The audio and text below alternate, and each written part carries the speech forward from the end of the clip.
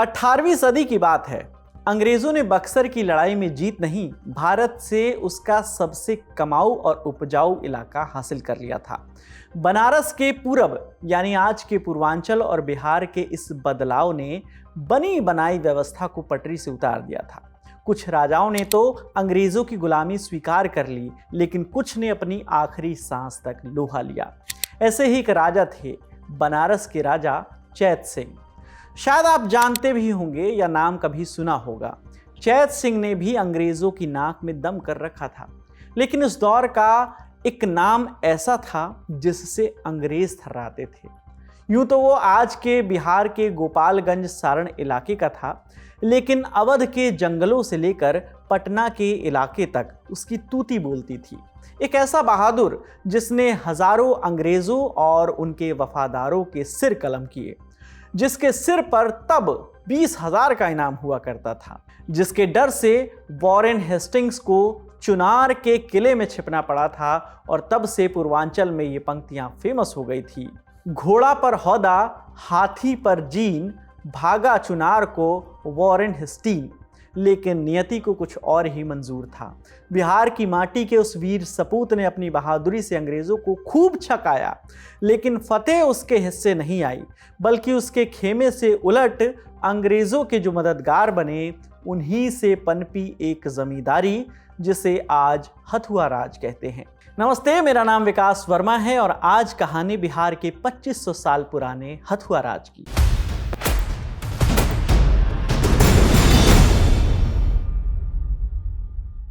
16वीं सदी के भारत में सबसे बड़ी उठापटक मुगल बादशाहों का भारत में पैर जमाने की रही थी। 1526 में जब बाबर आया तो 1530 तक उसने अपना विजय अभियान चलाया। केवल 4 साल में बाबर ने बुंदेलखंड और विंध्य के पहाड़ों तक अपनी सीमाएं फैला ली थी।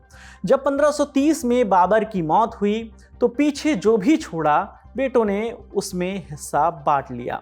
ऐसे में मुगलिया तख्त की गद्दी आई हुमायूं के हिस्से।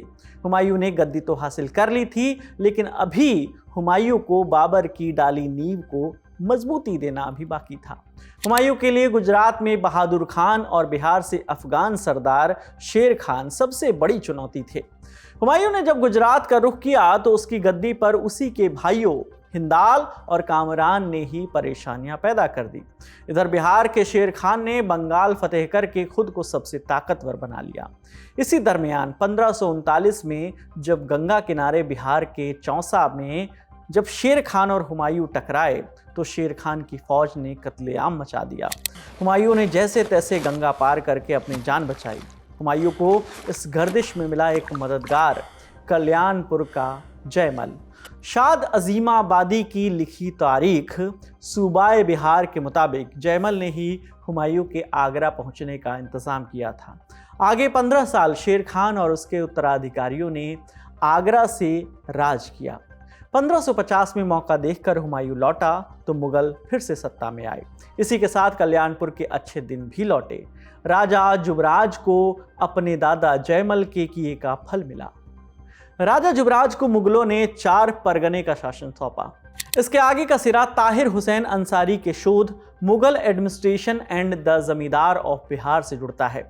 ताहिर लिखते हैं, अकबर के दौर में गाजीपुर के मासूम खान के विद्रोह को दबाने में कल्याणमल ने मुगलिया सेना का साथ दिया। 1580 के इस वाक़ये पर कल्याणमल को अकबर ने महाराजा की उपाधि से नवाजा। पूरा मुगल दौर कल्याणपुर के राजाओं के लिए कमोबेश अच्छा गुजरा, लेकिन हथुआ के राजाओं का पुश्तैनी क्रम इन्हें करीब 2500 बरस से भी ज़्यादा पीछे ले जाता है। गिरीन्द्रनाथ दत्त ने अपनी किताब हिस्ट्री ऑफ हथुआ राज में इसकी पुश्तैनी जानकारी साझा की है। दत्त के हिसाब से इस परिवार की जड़ें बघौचिया ब्राह्मण वंश की हैं। महाराजा कल्याणमल इसी क्रम में 86वें वंशज थे। औरंगजेब के जाते ही मुगलों का वास्तविक पतन हो गया था, लेकिन फेस वैल्यू फिर भी बाकी थी। 18वीं सदी में अंग्रेजों की ईस्ट इंडिया कंपनी ने 1757 में प्लासी के मैदान में भारतीय शक्तियों को चुनौती दी। 1776 में कंपनी को बक्सर के युद्ध में निर्णायक जीत मिली। कंपनी ने बक्सर में बंगाल के नवाब के साथ अवध के नवाब और मुगलों को भी चित्त किया था। ऐसे में हुई 1765 की इलाहाबाद संधि के चलते अब कंपनी के हाथ बंगाल की नवाबी आई। तब बिहार बंगाल का हिस्सा हुआ करता था। नतीजतन कंपनी के हित सीधे कल्याणपुर के राजा फतेह बहादुर शाही से भी टकराने लगे थे। हुस्सेपुर में पैदाइश के चलते कल्याणपुर जमींदारी को हुस्सेपुर शाही भी कहा जाता था।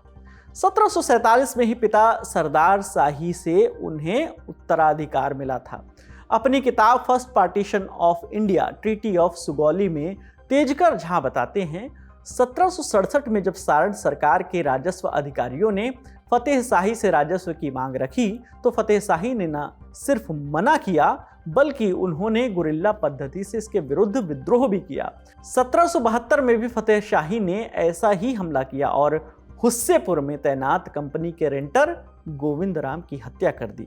इसके बावजूद भी अंग्रेजों ने 25 लाख के बदले उन्हें जमीन और ब्रिटिश करेंसी चलने के एवज में शांत बैठने का ऑफर दिया, लेकिन फतेह बहादुर ने अंग्रेजों का यह ऑफर ठुकरा दिया। गुस्साए अंग्रेजों ने अपनी तरफ से फतेह के चचेरे भाई बसंत को रियासत का काम सौंप दिया। अंग्रेज खुद 20 मील दूर बड़ा गांव में स्टेशन थे। फतेह शाही शांत नहीं बैठे। 1775 में एक रात सैकड़ों मैचलॉक बंदूकचियों और 2 दर्जन घुड़सवारों के साथ फतेह शाही ने आज के गोपालगंज में जादूपुर पर धावा बोल दिया। बसंत शाही मारा गया। इसी के साथ अंग्रेजों के टैक्स सुपरिटेंडेंट मीर जमाल भी फतेह बहादुर के हाथों मारा गया। ये सब अचानक नहीं हो रहा था। ये संघर्ष साल भर की तैयारी पर हो रहे थे। फतेह बहादुर कभी सीधे सामने से वार करते तो कभी छापामारी करते थे। मुट्ठी भर संसाधनों और छोटी लेकिन जाबाज सेना की बदौलत उन्होंने अपने संघर्ष को जारी रखा। संसाधनों की कमी और बाकी पड़ोसी रियासतों में प्रत्यक्ष मदद नहीं मिलने के बावजूद महाराजा फतेह शाही ने अपना संघर्ष बांक जोगनी के जंगलों में चालू रखा। बांक जोगनी का इलाका यानी आज के गोरखपुर के आसपास का इलाका जो अवध के नवाब के राज में था, इसलिए उधर कंपनी का वश नहीं चल पा रहा था। फतेह शाही के संघर्ष का क्षेत्र बांक जोगनी होने और युद्धक पद्धति गुरिल्ला का फायदा उठाते हुए अंग्रेजों ने उनके राज्य हुस्सेपुर के किले को तबाह किया। ललन टॉप के लिए लिखे एक लेख में दिल्ली विश्वविद्यालय के प्रोफेसर डॉक्टर मुन्ना पांडे लिखते हैं, किले के ध्वस्त हो जाने के बाद फतेह बहादुर शाही ने आज के उत्तर प्रदेश के तमकुही राज में अपना राज्य स्थापित किया। तमकुही राज के झगरहवा बाग में हुई लड़ाई में महाराजा के पुत्र की शहादत के बावजूद अंग्रेजी सत्ता के प्रति विद्रोह का भाव रंच मात्र भी कम नहीं हुआ। फतेह बहादुर शाही के संघर्ष की एक विशेषता ये भी रही कि उन्होंने जीवन भर ना अंग्रेजी राज की अधीनता स्वीकार की, ना अपने राज में अंग्रेजों को चैन से टैक्स वसूलने दिया। यही वो दौर था जिसकी चर्चा हमने शुरुआत में की थी। 1781 में बनारस के राजा चैत सिंह ने फतेह शाही को वित्तीय मदद भी दी। हुस्सेपुर के साथ मझौली, पडरौना और बनारस समेत आसपास के कई जमींदारी राजाओं ने ब्रिटिश हुकूमत के खिलाफ एक गठबंधन सा बना लिया था। अंग्रेज अधिकारी वॉरेन हेस्टिंग्स के खिलाफ बनारस में एक साजिशन विद्रोह जैसा माहौल बनाया गया। जैसे ही फौजें बनारस को मुड़ी, मौका देखकर करीब 20,000 लोगों के साथ फतेह शाही ने हुस्सेपुर के करीब बड़ा गांव में कंपनी स्टेशन पर हमला बोल दिया। अंग्रेजों को 3 हफ्ते से ज़्यादा का समय लगा, तब जाकर वो फतेह शाही को वापस जंगलों में धकेल पाए। दिल्ली विश्वविद्यालय के ही इतिहास के प्रोफेसर जे.एन. सिन्हा ने द हिंदू में लिखे vignettes from an age of war, इसमें वो लिखते हैं, फतेह बहादुर शाही बिहार के सारण जिले के हुस्सेपुर स्टेट से संबंधित थे, जिससे उत्तर प्रदेश के कुशीनगर जिले का तमकुही राज और बिहार के गोपालगंज जिले के हथवा राज की जड़ें जुड़ती हैं। हथवा राज के क्रॉनिकल के मुताबिक 1808 में फतेह बहादुर सन्यासी बन गए थे। निश्चित रूप से उन्हें ब्रिटिश द्वारा ना तो पकड़ा जा सका और ना ही अंग्रेज उन्हें मार पाए। सदी भर गुजरी तो हथुआ अंग्रेजों के पक्के दोस्त की तरह दिखाई देने लगे थे, लेकिन इस बदलाव के पीछे क्या वजह थी? हिस्ट्री ऑफ हथुआ राज में गिरीन्द्र नाथ दत्त बताते हैं कि 1791 में लॉर्ड कार्नवालिस ने हुसैनपुर मतलब हुस्सेपुर की जमींदारी को बसंत शाही की तीसरी पीढ़ी के अल्पवयस्क छत्रधारी शाही को सौंप दिया था। तब छत्रधारी कुल 5 बरस के थे। उनकी जिम्मेदारी धुज्जू सिंह के हाथ में थी। 1802 में वयस्क होकर राजा बने छत्रधारी शाही ही वो राजा हुए जिसने हथुआ में अपना किला बनवाया और यहीं से राजशाही शुरू की। ये वही धुज्जू सिंह थे जिन्होंने फतेह शाही के विद्रोहों के दौर में अंग्रेज़ों की मदद की थी। फतेह बहादुर शाही की धमक को अंग्रेज़ों के हाथों में सौंपने का काम छत्रधारी शाही ने बखूबी किया। 1837 में लॉर्ड ऑकलैंड के समय उन्हें महाराजा बहादुर की उपाधि दी गई। अच्छी बात है, लेकिन जब 1855 के संथाल विद्रोह और 1857 की क्रांति की आंच हथुआ तक पहुंची तो छत्रधारी शाही ने अंग्रेजों की खूब मदद की।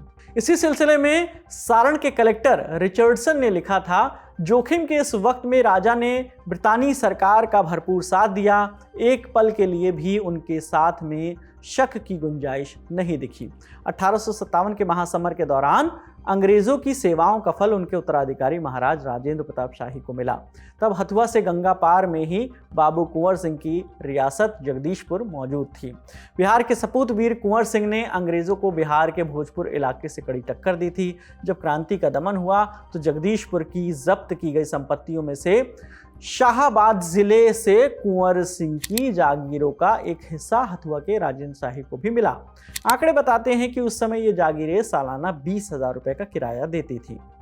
1871 में राजेंद्र शाही के निधन के समय उनके बेटे कृष्ण प्रताप बालिग नहीं थे।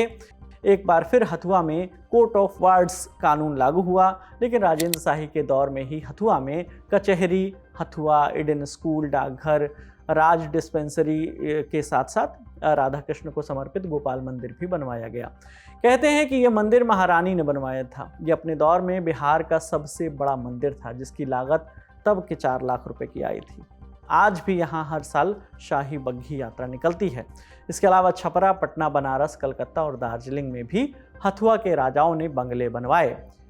जिस ईडन स्कूल की हमने अभी बात की थी, देश के पहले राष्ट्रपति राजेंद्र बाबू इसी स्कूल से पढ़े थे। दरअसल राजेंद्र प्रसाद के पिता महादेव बाबू हथुआ राज में दीवान के पद पर कार्यरत थे। हथुआ का बाजार भी आज के ज़माने के कस्बे जैसा था। बाकायदा इतवार और गुरुवार को साप्ताहिक बाजार लगते थे और दुकानों से टैक्स वसूला जाता था।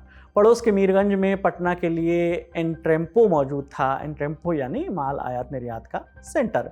इसका अंदाज़ा लगाने का भी एक सोर्स देखिए।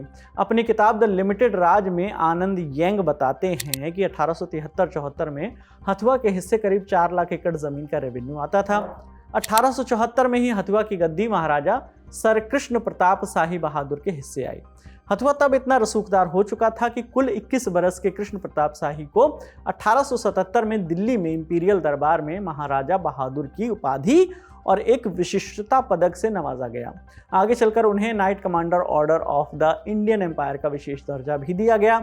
महाराजा कृष्ण प्रताप शाही को भी ब्रिटिश हुकूमत ने जिस कोर्ट्स ऑफ वार्ड्स कानून के तहत रखा था, ये आगे भी कमोबेश ऐसे ही बरकरार रहा। हथुआ राज के वंशज आज भी गोपालगंज के क्षेत्र में मौजूद हैं, लेकिन 2500 बरस के अतीत और फतेह बहादुर जैसे वंशजों के किस्से ज़्यादातर इतिहास के पन्नों से गायब ही हैं। हाँ, अंग्रेजों के दौर से जो धन वैभव आया था वो ज़रूर कुछ हद तक ठसक बनाने में अभी भी कारगर है।